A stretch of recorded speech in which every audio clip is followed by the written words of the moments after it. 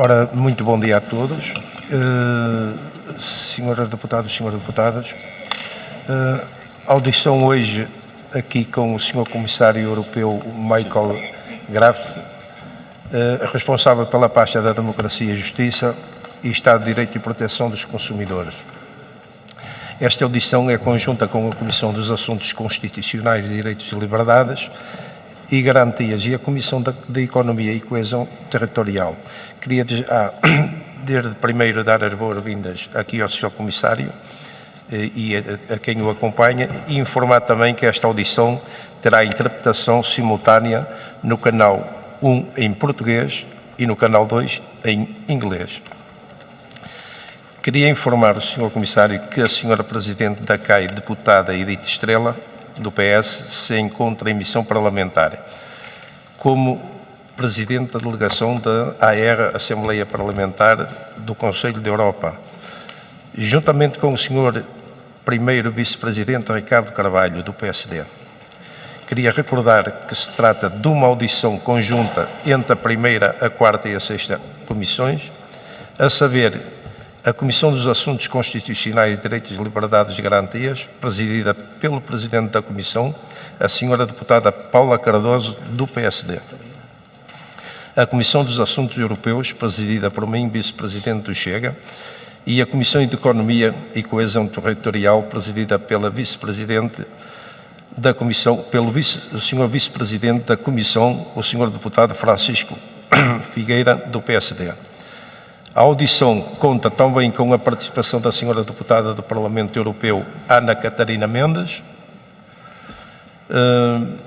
relatora pela Comissão das Liberdades Cívicas, da Justiça e dos Assuntos Internos, LIBE, do Parlamento Europeu, para o relatório da Comissão Europeia sobre o Estado de Direito da União Europeia de 2024.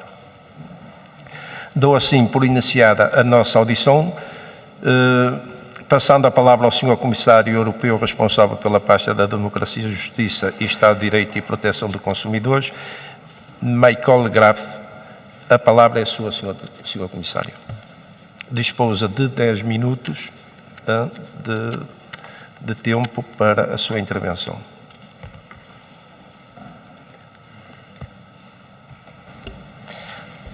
Good morning, everybody. Thank you very much, Vice Chair Fernandes. Dear honourable members, thank you all so much for the warm welcome here. Muito obrigado a todas e a todos pelo acolhimento caloroso esta manhã aqui no Parlamento. É um prazer estar aqui convosco e estou ansioso pelas discussões que vamos ter hoje. É um grande prazer estar aqui em Portugal e ter a oportunidade de me dirigir a vós pela primeira vez desde que tomei a pasta que tenho na área da democracia, Estado de Direito e Proteção de consumidores. Nós, no Parlamento Europeu, sabemos que a democracia é posta à prova em várias partes do mundo todos os dias. Antes de ser Comissário Europeu, nos finais de 2024, eu fui político irlandês a nível local e nacional durante um total de 25 anos, muitos dos quais foram como membro do Parlamento irlandês eleito diretamente. E, portanto, nós sabemos bem o quão isto é importante e sabemos bem quais são as responsabilidades dos parlamentos, inclusive ao Parlamento Europeu. Nós, neste momento, constatamos que em todo o mundo há realmente uma grande ameaça aos direitos humanos e fundamentais. E esses direitos são um pilar importantíssimo da nossa União e, portanto, é uma responsabilidade histórica proteger esses direitos. Há 50 anos, Portugal virou a página e transformou-se numa democracia. E, portanto, isto é muito importante, uma importantíssima história de libertação, democratização e integração na história europeia. A história constitucional que foi estabelecida após a Revolução dos Escravos reafirmou a centralidade do Parlamento e garantiu o respeito pelos direitos fundamentais.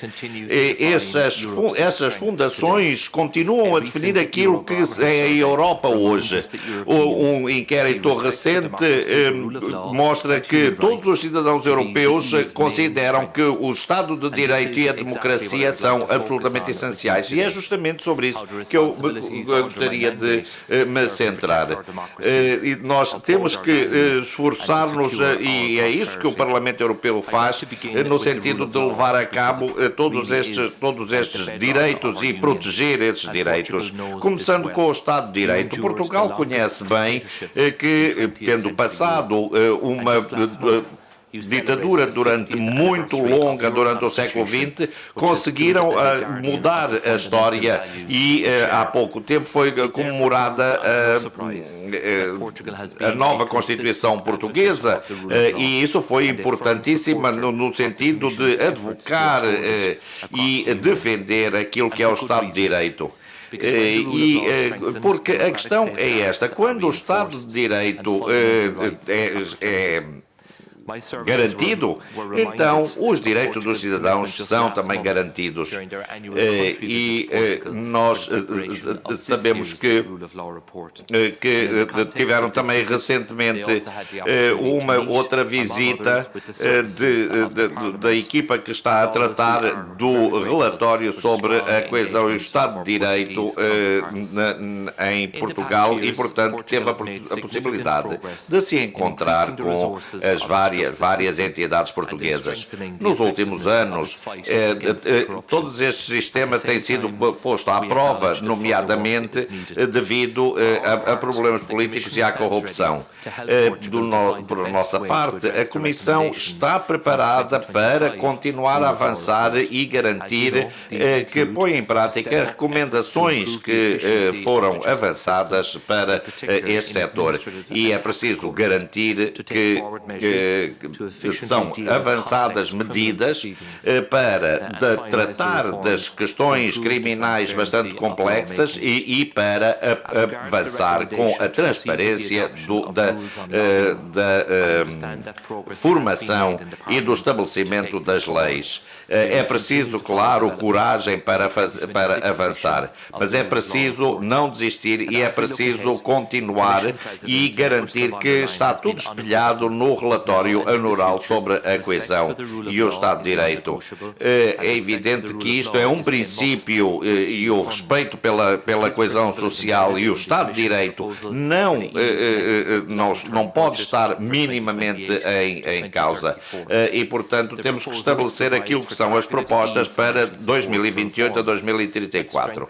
Há a proposta de várias reformas para reforçar aquilo que são os Estados de Direitos, criando salvaguardas e condicionalidades para garantir que estes direitos são garantidos.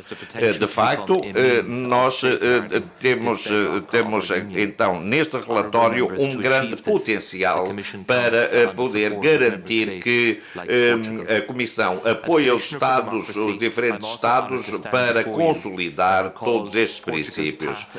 E relembro aquilo que foi a história recente de Portugal desde 1974.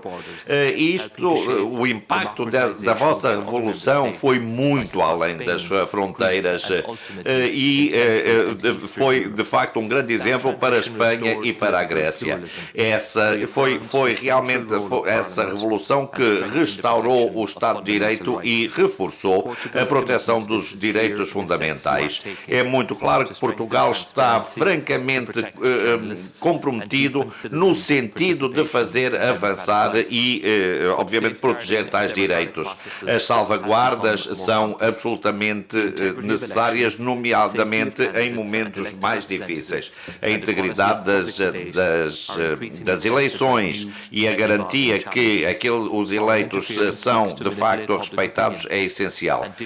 Além disso, é preciso também ter em conta aquilo que é a opinião pública e é preciso garantir que há informação correta no sentido de formar opiniões corretas. É preciso que haja este escudo no sentido de proteger a nossa democracia em toda a União Europeia.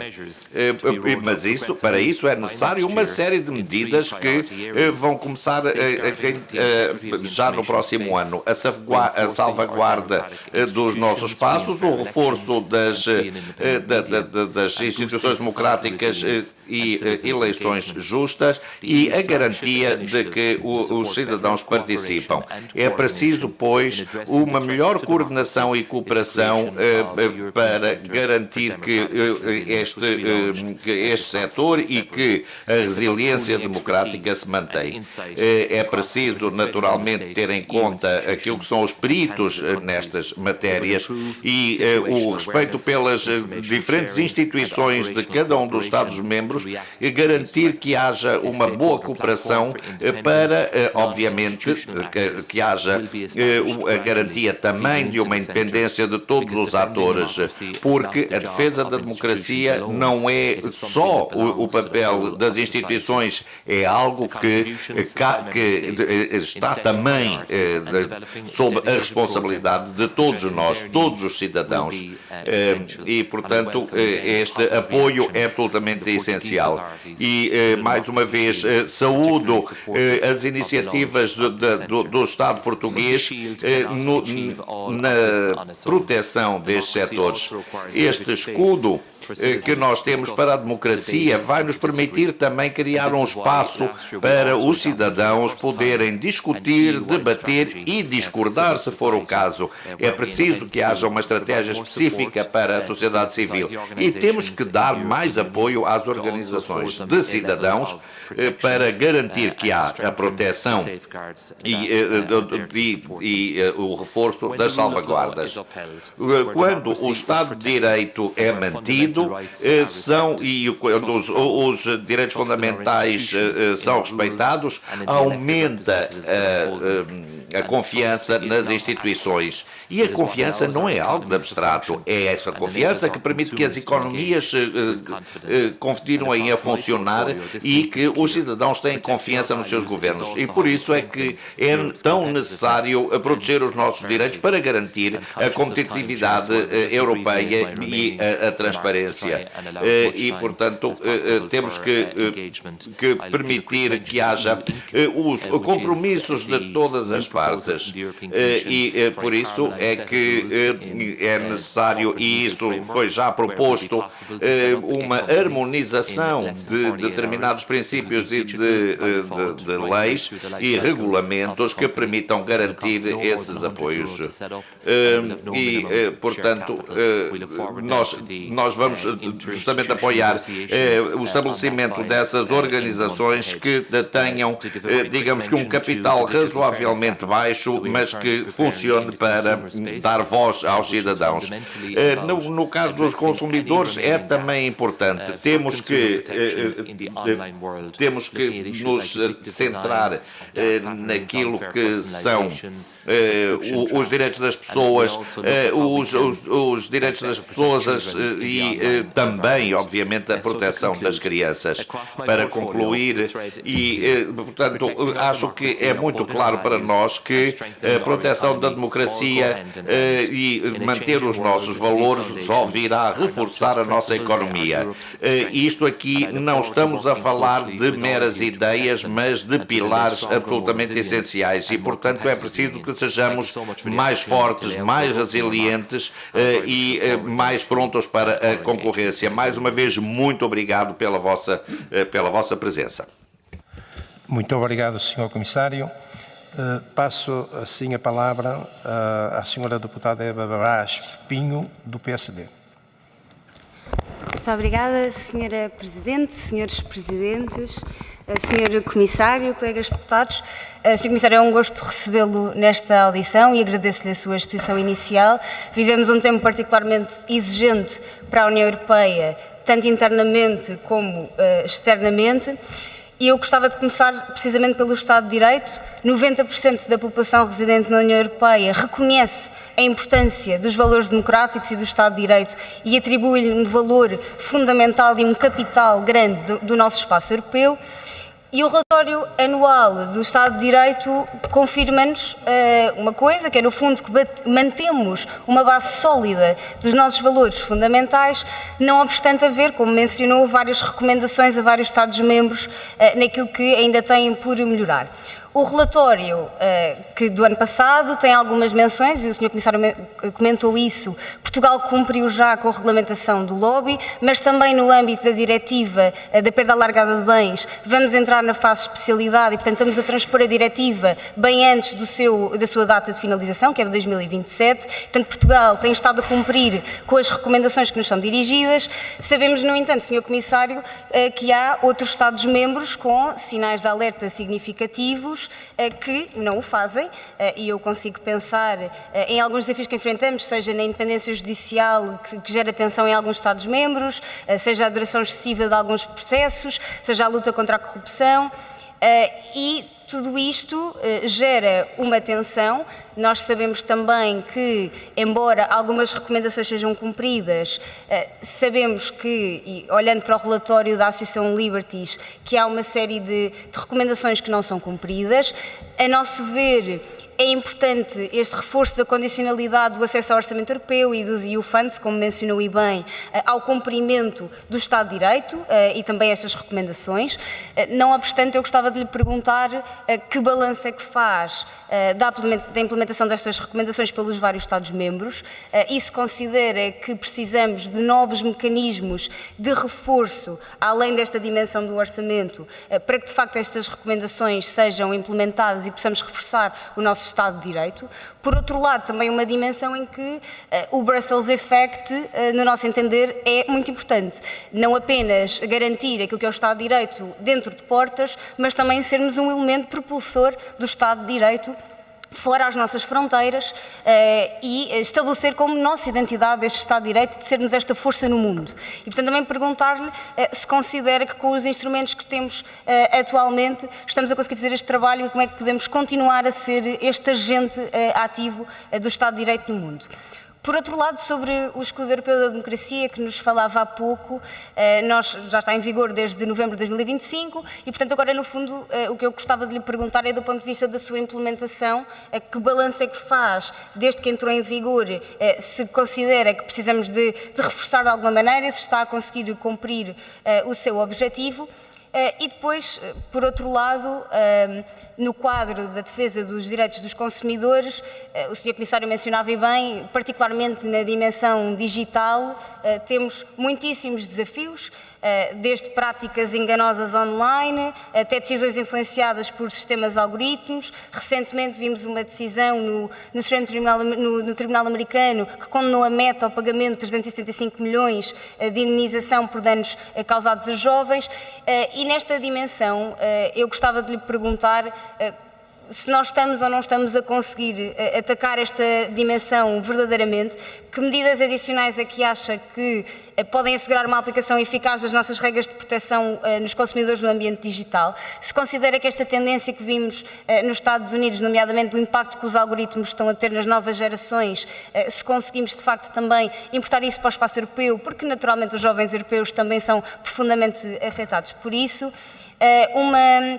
Uma pergunta final para lhe perguntar, em geral e em jeito de balanço, como é que considera que a Comissão pretende reforçar esta eficácia do mecanismo anual de monitorização do Estado de Direito? Isto para nós é muito importante, garantindo que as recomendações são mesmo cumpridas e que conseguimos salvaguardar aquilo que é o ativo mais fundamental do nosso espaço europeu e deste projeto comum que construímos, que é a defesa da liberdade, do Estado de Direito, a garantia de um sistema judicial que é independente e como é que, acima de tudo, reforçamos a confiança dos cidadãos europeus nas instituições, não apenas nos seus Estados-membros internamente, mas também na própria Comissão, no Parlamento Europeu, na forma como se sentem representados no espaço europeu. Muito obrigada mais uma vez por estar connosco e pelas suas partilhas. Obrigado, Sra. Deputada. E assim sendo, passo a palavra à Sra. Deputada Sandra Ribeiro, do Partido Chega, por 5 minutos. Sra. Deputada. Muito obrigado, Sr. Presidente. Cumprimento os Presidentes, todos os deputados e dou as boas-vindas ao Sr. Comissário. Eu falo em representação do Partido Chega, que integra os Patriots for Europe no Parlamento Europeu e, naturalmente, defendemos que uma Europa forte é composta por nações fortes e soberanas e, neste âmbito, acreditamos que há alguns pontos que merecem uma atenção acrescida dentro da missão que lhe foi atribuída enquanto Comissário para a Democracia, Justiça, Estado de Direito e Proteção ao Consumidor. Em primeiro lugar, eu gostaria de abordar a vertente da democracia, mais especificamente o European Democracy Shield. Sem prejuízo da importância do objeto deste pacote de medidas, que acredito ser reconhecido de forma transversal entre as diversas forças políticas, temos reservas sobre se essas medidas representam uma verdadeira defesa da democracia. A democracia nasce e sobrevive do debate de ideias, respeito pela pluralidade e, acima de tudo, da defesa dos interesses e bem-estar dos cidadãos. No entanto, quando vemos os moldes do Democracy Shield, o que identificamos é uma abertura para a impermeabilização do espaço público a narrativas, ideias plurais ou inquietações dos cidadãos europeus, porque nem sempre vão de encontro aos interesses de Bruxelas e, nesse aspecto, não existem salvaguardas claras e suficientes relativamente à isenção ideológica na definição do que é considerado, por exemplo, desinformação ou manipulação de informação. Então pergunto-lhe, considerando as tendências políticas da Comissão Europeia, que muito claramente tem uma agenda virada para tendências políticas da sua Presidente, como é possível garantir que este mecanismo não será instrumentalizado para um estrangulamento do debate, uma censura velada e um controle de liberdade de expressão, porque esta possibilidade representa um risco intolerável para a democracia. Ainda sobre a liberdade de expressão, importa também referir o European Media and Freedom Act, que nos moldes atuais dá abertura à interferência política europeia nos mídia, principalmente através do European Board for Media Services, quanto à sua acrescida influência sobre decisões editoriais e de mercado. Se o objetivo é efetivamente o pluralismo e a independência dos meios de comunicação social na União Europeia, não pode haver um mínimo risco de enviesamento ideológico nos mídia. Desta forma, eu pedi um esclarecimento sobre a criação do European Board for Media Services, uma vez que seus desígnios parecem contrários ao objetivo de proteger a independência editorial. Gostava também de abordar os dados que foram noticiados ontem sobre a queda da confiança dos consumidores. Este mês, a confiança dos consumidores na União Europeia e na zona euro caiu para os níveis mais baixos desde o final de 2022, descendo 4 pontos percentuais em comparação com o passado mês de março. Sabemos que essa queda coincide com o aumento das tensões geopolíticas e a subida de preços associada ao conflito do Médio Oriente e sabemos também que a subida de preços está maioritariamente associada à crise energética e que ontem a Comissão apresentou um plano energético para tentar responder à crise.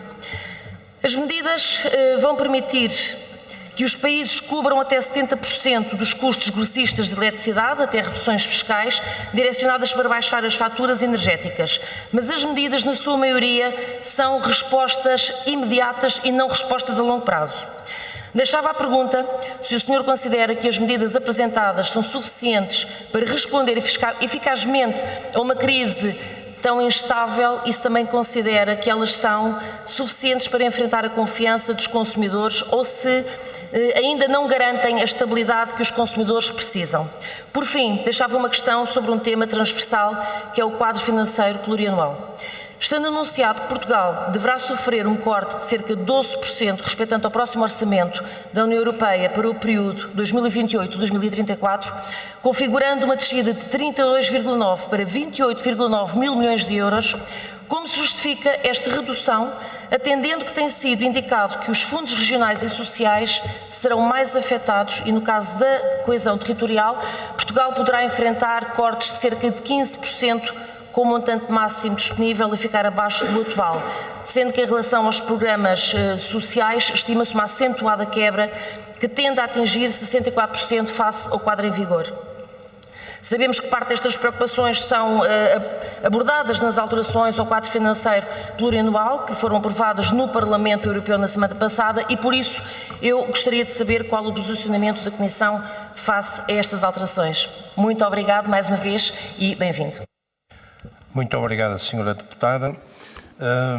Passo a palavra à Sra. Deputada Isabel Moreira, que dispõe igualmente de 5 minutos. Muito obrigada, Sr. Presidente. Queria cumprimentar em nome do Grupo Parlamentar do Partido Socialista o Sr. Comissário. É um prazer conhecê-lo pessoalmente. Devo dizer que pessoalmente sou descendente de irlandeses e, portanto, dou-lhe essa nota também. E queria começar por referir que mencionou o facto de termos celebrado há pouco os 50 anos da Constituição Portuguesa, do sucesso que foi a Revolução Portuguesa, a instauração da democracia, depois daquela que foi a mais longa ditadura da Europa.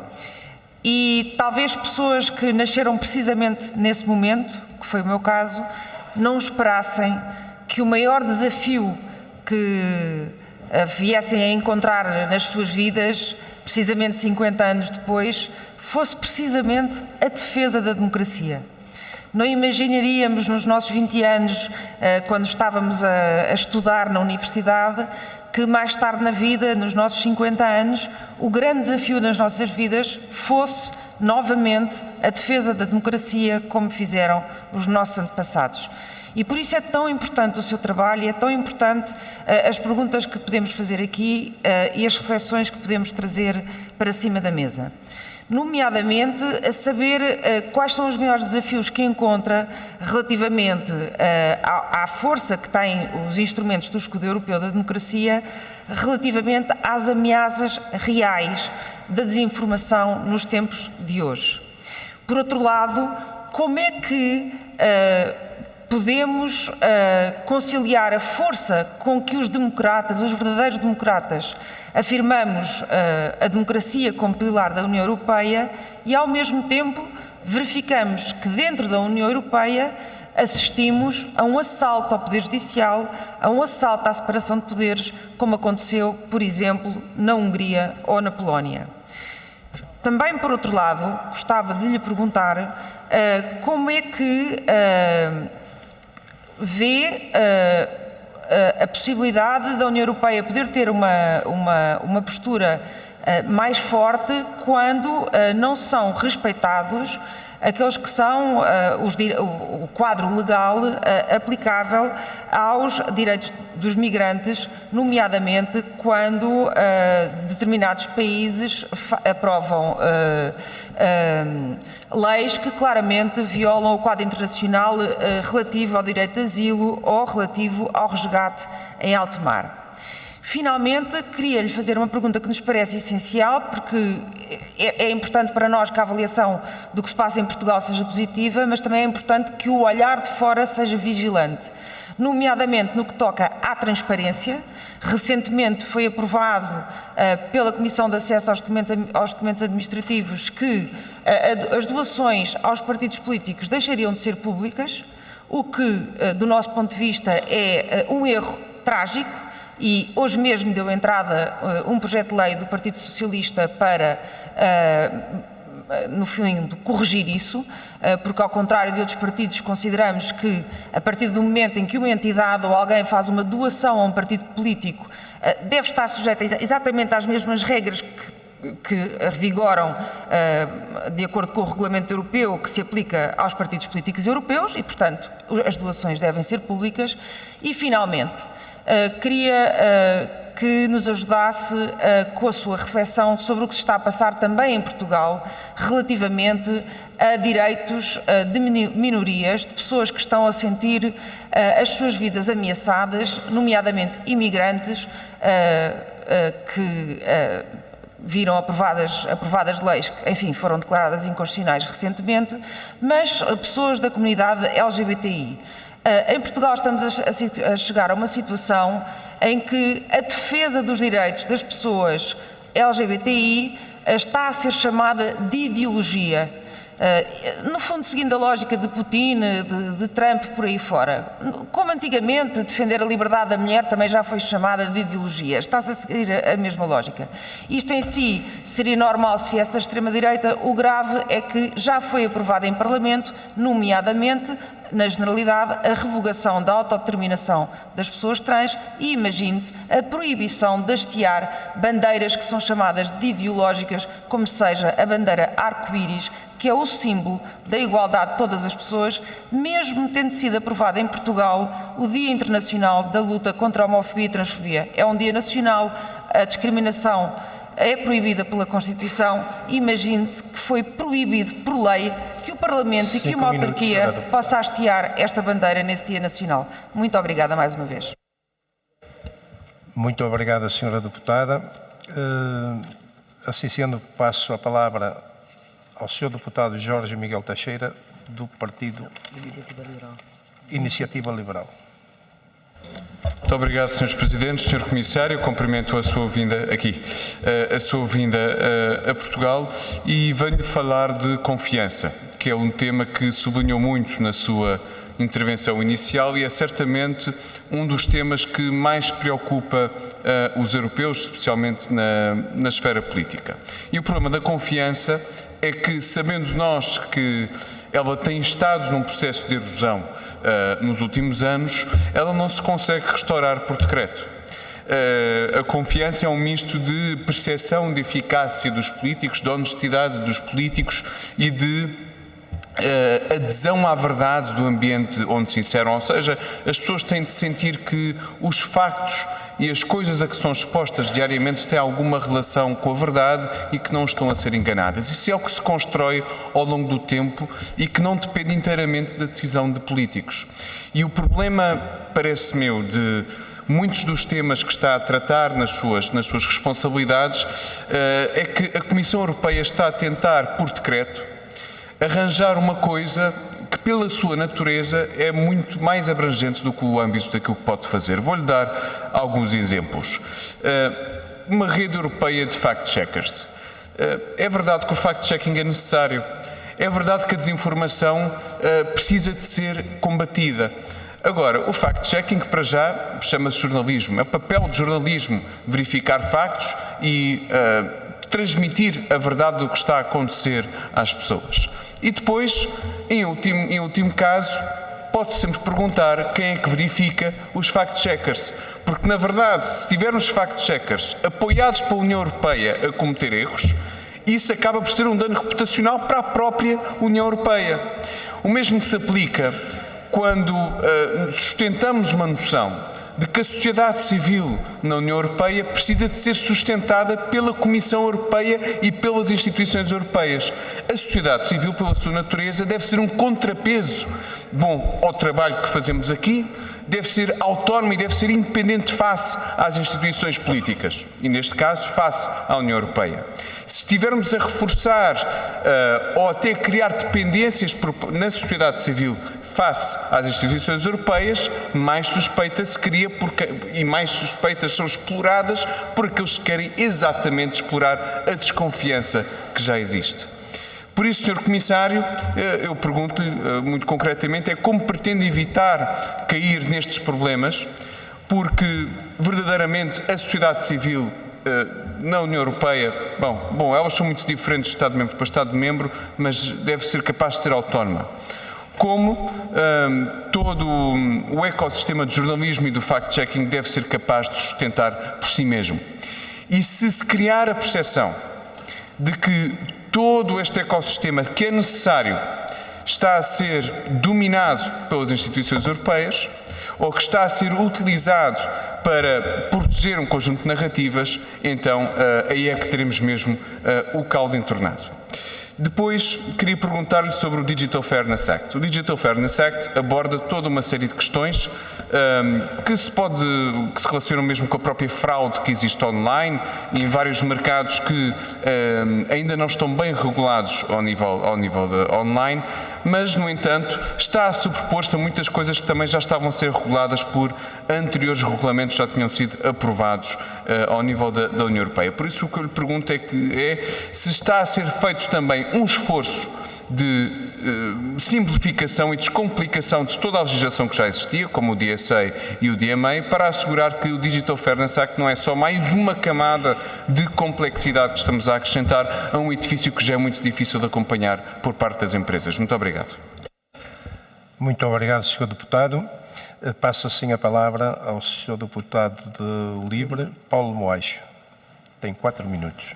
Muito obrigado, Sr. Presidente. Cumprimento os Srs. Presidentes, cumprimento também o Sr. Comissário e agradeço a sua presença aqui hoje. Eu queria começar pelo tema do Estado de Direito, que todos os relatórios internacionais e nacionais também de vários países identificam que está sob ataque na União Europeia, está sob ataque em vários países e está sob ataque de uma forma geral no mundo. Quando nós olhamos para os ataques que têm sido perpetrados por alguns governos, por exemplo, às pessoas da comunidade LGBTQIA+, ainda recentemente, o Tribunal de Justiça da União Europeia determinou que a proibição que a Hungria tinha estabelecido, por exemplo, a marchas Pride, era ilegal e ia contra os direitos fundamentais e o direito da União Europeia, mas quando olhamos também para decisões que vão sendo tomadas relativamente às pessoas migrantes, e aí muitas vezes essas decisões são tomadas a nível nacional com o chapéu de políticas que são definidas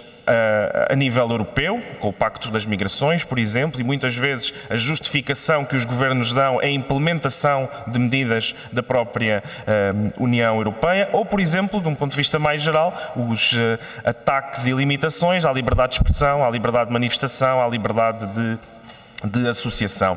E, portanto, Sr. Comissário, a primeira pergunta que eu tinha para colocar é como é que a União Europeia pode responder a todos estes ataques que vêm dos seus próprios Estados-membros e governos desses Estados-membros, sem demorar aquilo que demorou, por exemplo, no caso da Hungria, que durante décadas, durante anos, se falou sobre o deteriorar do Estado de Direito na Hungria, sem que a União Europeia, sem que a Comissão Europeia tomasse medidas que fossem efetivas e que conseguissem impedir. Mas também como é que nós conseguimos garantir que, e num momento em que se fala também sobre o alargamento e o possível alargamento da União Europeia, como é que nós conseguimos garantir que os novos Estados-membros têm que respeitar os critérios de Copenhaga, não só no momento em que entram, mas durante todo o momento em que estão dentro da União Europeia, em que se mantêm dentro da União Europeia. Gostaria de perceber como é que o Sr. Comissário vê estas matérias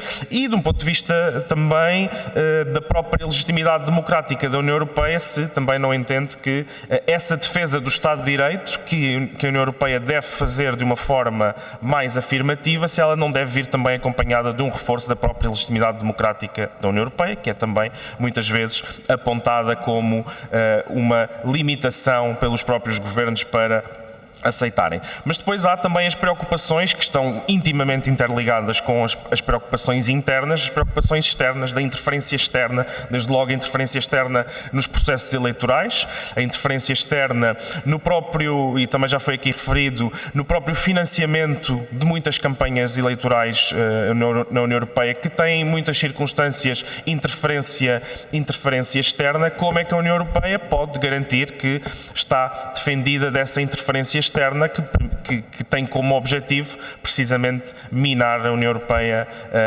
de dentro e garantir que os Estados-membros no fundo, não fazem e não completam aquela que é a missão da União Europeia, que é defender o Estado de Direito, defender a democracia, e, portanto, também gostaria de perceber um pouco melhor como é que este projeto do European Democracy Shield, como é que ele, no fundo, se interliga com o trabalho com os Estados-membros, que tipo de recursos concretos é que este instrumento tem para assegurar esse escrutínio democrático e para assegurar que não continuamos dependentes das grandes plataformas digitais, porque também sabemos que o mundo digital é, hoje em dia, uma das principais áreas em que esta interferência se faz. Muito obrigado.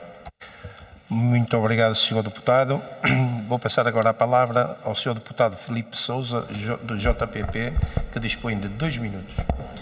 Muito obrigado, Sr. Presidente, senhoras e senhores deputados. Um cumprimento muito especial ao Sr. Comissário. Portanto, sou o único representante do Partido Juntos pelo Povo aqui no Parlamento Nacional. O Partido Juntos pelo Povo tem uma matriz muito regional na Ilha da Madeira, portanto, o nosso berço e a nossa intervenção mais eficaz, digamos assim, na região autónoma. Por isso, eu considero que, num contexto europeu marcado, acima de tudo, por desafios crescentes, como aqui já foi falado, à confiança nas instituições, à transparência, à proteção efetiva de todos os cidadãos europeus, entendo que esta audição assume um papel de extrema relevância. E por outro lado, a União Europeia enfrenta hoje, também aqui já foi referido, várias pressões internas e externas que, por um lado, testam a solidez do Estado de Direito, enquanto os consumidores exigem, acima de tudo, respostas mais céleres e eficazes perante práticas abusivas, sobretudo no mercado cada vez mais digitalizado. E deixava aqui 2 ou 3 perguntas, porque o meu tempo também é muito limitado. Uma relacionada com, portanto, as regiões autónomas e perceber também da sua parte de que forma a Comissão Europeia assegura que as regiões autónomas têm acesso equitativo aos fundos europeus e a capacidade efetiva de decisão nessa transferência dos fundos, e também como pretende a Comissão Europeia reforçar os mecanismos de fiscalização do Estado de Direito de forma mais célere e, acima de tudo, com consequências efetivas para os Estados-membros incumpridores desse mesmo Estado de Direito. E, por último, que medidas concretas estão previstas para proteger os consumidores face às plataformas digitais, nomeadamente em matérias de transparência de algoritmos e práticas comerciais desleais, que é aquilo que temos vindo a assistir. Muito obrigado. Muito obrigado, Sr. Deputado.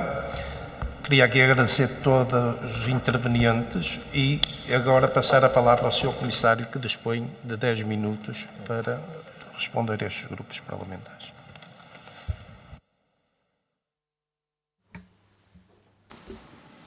Muito obrigado, Presidente. Quero agradecer a todos os deputados pelas vossas contribuições e pelas perguntas que me colocaram. O que ouvimos aqui esta manhã é que a democracia está em ação. Ouvi muitas vozes diversas, com diversas opiniões sobre uma gama de questões alargada, que está no centro da democracia. E é isso que contamos ouvir nos Parlamentos Nacionais que representam as opiniões e os pontos de vista dos cidadãos de Portugal. Por isso, uma grande honra estar aqui hoje para ouvir as vossas contribuições e ter uma oportunidade de responder a algumas das perguntas que me colocaram. Não vai ser possível responder a todas, porque houve muitas perguntas, mas vou tentar tratar com as questões mais alargadas e depois as mais específicas ficarão para mais tarde. O que eu vejo como meu papel, como Comissário Europeu, é proteger os valores da União Europeia. A democracia, a igualdade, de Estado de Direito, liberdade, respeito pelos direitos humanos e respeito pela dignidade de cada cidadão da União Europeia. Se olharem para os diferentes aspectos da minha pasta, fazem parte da responsabilidade global que eu tenho. Começo com o Estado de Direito, porque muitos mencionaram esse tema. Nesta altura, estamos a preparar e a terminar um relatório para 26 e, mais uma vez, vai conter um capítulo por país para cada Estado-membro da União Europeia. E, mais uma vez, vamos enfrentar 4 países candidatos que estão a aspirar a sua adesão à União Europeia: Montenegro, Albânia, a Macedónia do Norte e a Sérvia. Nesse relatório, que eu conto ser adotado em julho, vamos estabelecer a análise da Comissão atualizada da situação de Estado de Direito em cada Estado-membro e nesses 4 países candidatos. O que vamos publicar, depois de adotado pela Comissão, representa uma avaliação independente por parte da Comissão Europeia. Mas não é só feita em Bruxelas, tem por base um trabalho exaustivo de consultas que os meus serviços realizam durante muitos meses na fase de preparação do relatório e da sua elaboração. Eu defendo sempre aos Estados-membros e aos Parlamentos. Deve ser visto como uma oportunidade. Por favor, adotem este processo do Estado de Direito, porque há muita informação, muita experiência na Comissão Europeia nestas matérias, muitos conhecimentos, porque tratamos de 27 Estados-membros da União Europeia e tratamos com todos os países candidatos também, por isso as recomendações e a análise são o resultado de considerações muito cuidadosas. Temos uma caixa de ferramentas importante para garantir que se possa defender o Estado de Direito na União Europeia. Temos a questão, o regulamento de condicionalidade, temos a condição de horizontal e também as pedras angulares associadas com os planos de resiliência e o Next Generation EU. E também, quando não há medidas a funcionar, temos sempre a opção do artigo 7, procedimento do artigo 7, que o Parlamento Europeu lançou em 2018, e reconheço aqui, e a Catarina Mendes, é bom vê-la aqui, eurodeputada, lançada em 2018 em relação à Hungria, e depois tivemos a opção de um procedimento de infração que não é algo que é adotado de uma forma ligeira. Depois de participar com os Estados-membros, tentamos resolver estas questões, tentamos apoiar os Estados-membros na transposição da legislação da União Europeia e ajudar questões de Estado de Direito que possam enfrentar. Vamos propor, no contexto do próximo orçamento, que haja uma ligação mais estreita entre o Estado de Direito e o respeito pelos direitos fundamentais, com acesso aos fundos europeus. E, no verão passado, adotámos uma proposta legislativa nesse sentido. Foi agora publicada e estamos a negociar com os co-legisladores em relação a essa matéria, porque é importante. Por isso temos uma boa caixa de ferramentas que utilizamos de uma forma justa e equilibrada e proporcional, que está concebida principalmente para apoiar os Estados-membros nos seus esforços para respeitar o Estado de Direito. O outro comentário sobre o Estado de Direito é que não é uma opção, faz parte central de ser membro da União Europeia, logo na altura da adesão, mas também durante a permanência na União Europeia, num Estado-membro na União Europeia. E isto é importante de declarar. Quanto à democracia, o objetivo principal é garantir que em toda a União Europeia haja eleições livres e justas, que a democracia pertença aos cidadãos e que têm o direito de escolher quem quiserem para os representar a nível local, regional, nacional e a nível europeu. Mas temos que garantir que a democracia continue a ser defendida e apoiada e investida, e nunca dado como dado adquirido. Por isso, a democracia para nós é um dado adquirido e se formos complacentes, vamos enfraquecer a democracia. E o seu ciclo de vida pode não ser tomado como garantido. Por isso, o Democracy Shield europeu, a proteção europeia, a democracia pertence aos cidadãos e é esse o objetivo desse escudo europeu. Eles têm os direitos de escolher os representantes através dos votos. Vamos fazer o que podemos fazer para que as eleições livres e justas sejam apoiadas na União Europeia. Temos que fazer também o direito fundamental dos cidadãos de liberdade de expressão, faz parte da nossa Carta de Direitos Fundamentais. Eu sou o comissário responsável pela defesa desses direitos fundamentais. Penso que temos liberdade de expressão na União Europeia, essa é a minha opinião, e se olharmos para o livro digital de regras, o ato de serviços digitais estabelece responsabilidades para as plataformas para serem transparentes com todos e para serem transparentes com os utilizadores das plataformas em relação ao conteúdo, quais são as suas políticas de conteúdo e dadas as visões políticas das grandes plataformas e se tiverem manifestar uma opinião política e se for eliminada, podem apelar com base nesta legislação sobre serviços digitais. E por isso, este DFA foi a base de muitas decisões de conteúdo que foram tomadas e é uma garantia de liberdade de expressão na União Europeia, o oposto que os nossos queridos fora da União Europeia estão a alegar. Os meios de comunicação, muito importante o seu papel, assim como a sociedade civil, na defesa dos pilares fundamentais da nossa democracia. Temos a legislação de liberdade de comunicação social, a legislação europeia, questões fundamentais como a independência editorial, a independência dos meios de comunicação dos serviços públicos em todos os Estados-membros, a transparência da propriedade dos meios de comunicação social, que é uma questão importante, transparência sobre a publicidade gasta pelo Estado no setor dos meios de comunicação e o papel do Conselho dos Serviços de Meios de Comunicação garante que as liberdades da União Europeia sejam defendidas. A segurança dos jornalistas também é uma questão muito importante que já não pode ser considerada como dado adquirido, por isso temos uma recomendação para a segurança dos jornalistas nos próximos meses. Fazemos tudo isto respeitando totalmente a afetação de competências na União Europeia.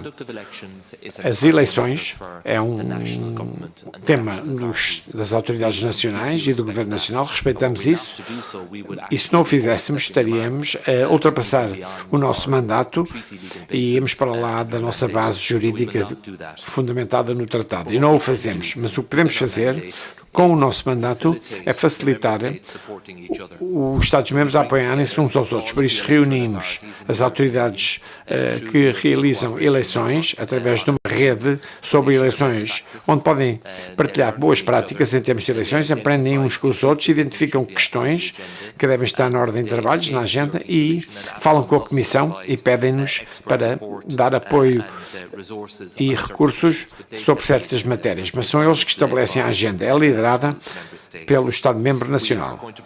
Vamos também apresentar orientações quanto à utilização do IA nas eleições. Há um potencial enorme, mas também estamos conscientes dos riscos que a inteligência artificial pode criar quando fazem fake news antes das eleições e pode influenciar as eleições e pode ter um impacto nessas eleições de uma forma negativa. Por isso a resiliência é muito importante. Tem que haver mais cooperação entre todos que estão a fazer um bom trabalho para combater a manipulação por parte de países terceiros em termos de manipular a informação e também ataques híbridos à nossa democracia. Adotamos uma abordagem alargada porque reconhecemos que a democracia é mais forte a nível local e foi aí que eu comecei a minha viagem. Eu era vereador em 99, onde na minha cidade publicou 5.000 pessoas, elegemos os nossos vereadores e os nossos representantes e era uma Câmara de Democracia e foi aí que eu aprendi a vida política e respeito a ligação direta com o cidadão. É aí que nós políticos e principalmente os deputados, eleitos diretamente pelo povo, vão buscar a vossa força. Por isso, vamos apoiar o trabalho deste centro. A segurança na política não é um dado adquirido, por isso vamos avançar com recomendações sobre a segurança na política para candidatos, para vereadores e pessoas que foram eleitos, políticos. As mulheres são vulneráveis, principalmente como as nossas candidatas, como são os candidatos de etnias e de minorias e devem receber o apoio que precisam. E, dado o fator tempo, tenho que chegar à Universidade rapidamente de Lisboa para falar com os estudantes e, por isso, rapidamente sobre o ato de questões digitais, a adição, como é que apoiamos os consumidores num mundo cada vez mais digital e tencionamos tratar destas questões nessa legislação mais tarde, este ano, e vamos nos concentrar nas lacunas que existem. Não vai ser mais uma camada de regulamentação, não vai reabrir questões que já foram tratadas e estão regulamentados e já foram resolvidos, vai ser proporcional e equilibrado e vai ter simplificação, medidas de simplificação, mas vai garantir, claro, que a fragmentação que vemos a surgir, como existem iniciativas nacionais para tratar destas questões, não seja importante porque nós queremos só uma legislação em termos das regras digitais, clara para dar confiança às empresas e às autoridades para poderem aplicar a lei quando precisam e pediram-nos para garantir que fazemos uma legislação concreta para que possa ser implementada, para que os consumidores possam ser protegidos a 100% no século XXI, no ambiente online, onde cada vez mais as pessoas fazem as suas compras neste ambiente online. Por isso, temos uma agenda muito carregada em todo o meu mandato. Eu trabalho com os outros colegas da Comissão. Tivemos uma reunião ontem que tratava do pacote de energia, onde tentámos alcançar um equilíbrio e identificar medidas de curto prazo que podem dar aos Estados-membros alguma flexibilidade e questões como o apoio estatal, impostos sobre o setor energético, mas também respeitar o compromisso de independência de energia de longo prazo. Tivemos um choque em 22, quando a Rússia invadiu a Ucrânia e quando tivemos que, muito rapidamente, mudar a mistura das fontes energéticas que tínhamos na União Europeia, e agora tivemos outro choque por causa